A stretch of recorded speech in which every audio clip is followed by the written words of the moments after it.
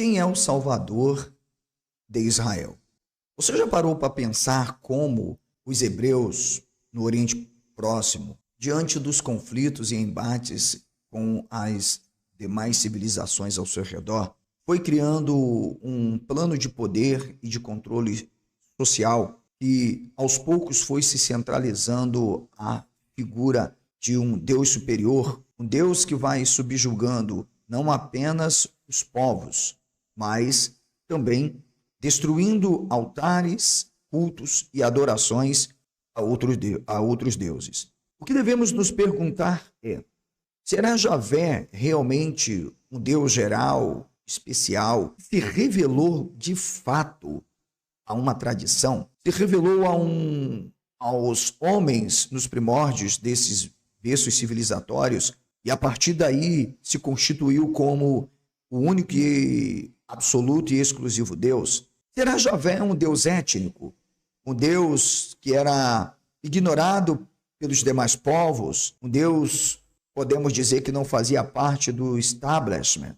Ou podemos dizer, aquele Deus que não tinha o status como Deus que pudesse fazer todas as coisas? Na aula de hoje, nós iremos analisar detalhadamente a construção de Javé. Nós vamos mostrar que, com base na mentalidade, na crença deste Deus, que os hebreus se tornam uma grande potência no Oriente Próximo, no Crescente Fértil, eliminando, exterminando cabalmente todos que não aderissem a esta fé e tampouco correspondessem com as perspectivas dessas classes dominantes que crescem dentro deste povo. Ou seja, eu estou falando de tradições políticas e religiosas que, na verdade, criam um projeto de dominação e que, para dar certo, precisa estar centrado a figura deste Deus. Numa análise intertextual e indiciária. Significa procurando os rastros dentro desta tradição que podem nos possibilitar a enxergarmos a criação deste Deus Javé. Se você ainda não é inscrito aqui no canal, se inscreva. Ative o sino para receber notificações. É importante que você convide outros amigos para estarem aqui. Se você procura um canal de desenvolvimento realmente no campo do saber, este é o canal. Eu recomendo que lá no Confraria Cognitiva você vá na minha playlist onde está a Verdade sobre Israel e tem alguns vídeos disponíveis gratuitamente. Outros são apenas para membros assinantes. Está aparecendo aí na sua tela agora um texto que é Juízes. Olha, eu didaticamente, metodologicamente tenho explicado que você não pode compreender o Antigo Testamento sem compreender a sua história. Como os textos vão sendo construídos, o pano de fundo histórico do desenvolvimento de Israel, porque senão não dá. Veja, aí nesse texto que você está vendo de Juízes, capítulo 9, versículo de número 46, retrata justamente o pano de fundo, claro, de como esse povo, de alguma forma, vai assimilar crenças, como já havia uma crença nos deuses dos panteões, tanto em Ur da Caldeia, isto é, nos deuses cananeus, bem como mais profundamente indo para o lado da Suméria, dos deuses sumerianos. Mas o deus do panteão cananeu, ou deus babilônico, ele aparece de uma forma muito interessante, de acordo com os conceitos semânticos, linguísticos destes povos. Lembrando que entre eles estão os amorreus, os jebuseus, os perezeus, os heteus, os filisteus, tá bom? E é evidente que nós estamos falando do panteão dos Elohim. Então, vem comigo, preste atenção. Quando eu falo de panteão dos Elohim, consequentemente eu também estou falando dos senhores destes panteões ou deste panteão. Eu quero dizer, Elohim significa deuses. Apenas deuses, é plural mesmo. Designa exclusivamente a totalidade, a pluralidade dos deuses que compunham determinado panteão. Portanto, nós temos no panteão cananeu dos Elohim, nós temos os Balaim.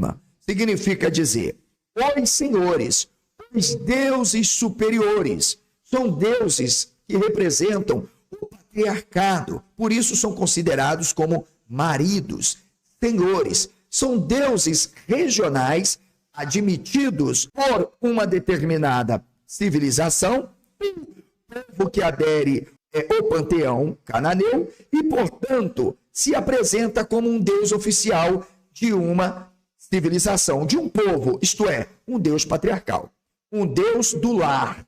Então não confunda, professor, o senhor então está dizendo para mim que Baal não é o nome de Deus? É isso que eu estou dizendo. Baal não é o nome de um Deus. Baal é o atributo designado de um Deus superior doméstico, um Deus étnico, um Deus que representa um determinado lugar. Ora, por isso nós chamamos os profetas de Baal, não dos Balaíns. Porém, mas que Baal? O Elohim, o Deus El. O Deus que se apresenta, evidentemente, é um epíteto, claro, como um Deus majoritário. Um Deus que, entre os Elohim, se destaca pela sua forma de ação. Ele pode ser o Deus da tempestade, ele pode ser o Deus do vento, ele pode ser o Deus do mar, ele é o Deus guerreiro, ele é o Deus forte, poderoso, braço forte, né? Ombros fortes, o El Shaddai. Ele é tudo o que você quiser. Ele pode ser também o Deus estandarte, aquele Deus que toma a frente da batalha, põe seus generais e levanta a sua bandeira. Por isso ele também pode ser o El Nissi, ok? Beleza. Professor, e o que este texto de Juízes tem a ver, professor? Bem, eu ensino aqui para você poder ter, de fato, uma aula sistemática, pedagógica, didática e com fundamentos metodológicos para o seu aprendizado. Eu considero que você se inscreva no canal Confraria Cognitiva, vá lá e escolha uma modalidade de membros para que você tenha acesso aos meus cursos, Desconstruindo o Antigo Testamento e Mostrando a Verdade sobre Israel. Assim, você vai ter vídeos, aulas, módulos e ainda certificado de conclusão desses cursos. E deram-lhe 70 peças de prata. Eu não coloquei o texto na íntegra, eu coloquei a metade da parte A com o final da parte B, tá bom? O texto de Juízes, se você abrir sua Bíblia aí, eu considero que abra, porque aqui você estuda de verdade, tá bom? Então o texto começa, tá? Vai ter nulo. Tive in Kesef Mibeit Baal Briti. Opa, eu posso parar por aqui. E deram-lhe 70 peças de prata da casa do Baal Briti. Professor, o senhor poderia me explicar o que é isso que está sublinhado aí com essa linha preta? Sim, claro que eu posso. Baal Briti. Eu tenho então Mibeit Baal Briti. Da casa, eu já tenho um construto aqui. Mibeit com uma preposição. Mibeit Baal Brit. Mas veja aqui, Baal, tá? Ou Baal Brit já é construto. Então eu estou dizendo, e deram-lhe 70 peças de prata da casa, olha o construto, da casa do Baal Brit. Significa a um Deus da aliança. A palavra Baal significa Senhor, ok? Senhor, marido, esposo. É claro, se ele é marido, ele é Senhor, ele é esposo, ele tem uma mulher. Lá na frente você vai saber quem é essa mulher, tá bom? Ele tem uma esposa, né? Ok. Outra palavra é Vriti. Você pode ler Briti, mas se lê Vriti. Pode se ler Briti porque tem um dagesh. Briti significa Deus da aliança. Ora, de acordo com os grandes especialistas e arqueólogos como Israel Finkelstein, Mauro Liverani e outros que eu poderia citar, mesmo aqueles que iniciaram uma pesquisa lá no século XIX, adentrando ao século XX, como Julius Van Hausen, entre outros, eu posso dizer para você, não temos Javé nenhum. O que nós temos são deuses que são reconhecidos como deuses da aliança. Ora, Entre esses deuses que são deuses superiores, senhores do lar, nós temos o Baal Vrit. Ora, mas eu acabei de dizer para vocês que Baal não é Deus, Baal é um título. Logo, se Baal é um título que designa um Deus, esse Deus é El. Por isso nós temos que entender a maneira com que El e Baal se apresentam. Então vamos para a tela, você está lendo aí, ok? Nós temos Juízes 46, beleza? Eu mostrei para vocês, agora, Juízes, vou mostrar agora para vocês, Juízes capítulo de número 4. Vamos ler aqui. Primeiro, o que ouvindo todos os cidadãos da torre de Siquém, entraram na fortaleza, na casa do Deus, presta atenção, na casa do Deus Brite. Opa, peraí, na casa do Deus Brite. Mas qual é o termo que está empregado aí, onde o professor marcou? O texto empregado pelo editor é Vaishimul Kol Baalei.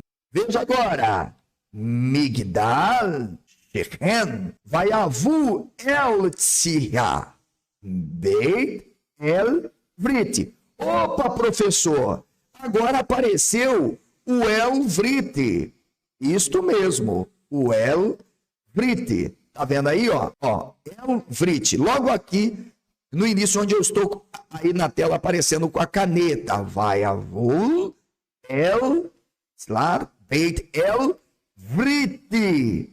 Ou seja, Baal, o Senhor da aliança, o Deus da aliança. Mas tem diferença, professor? Você vai saber agora se tem. Vai para a tela.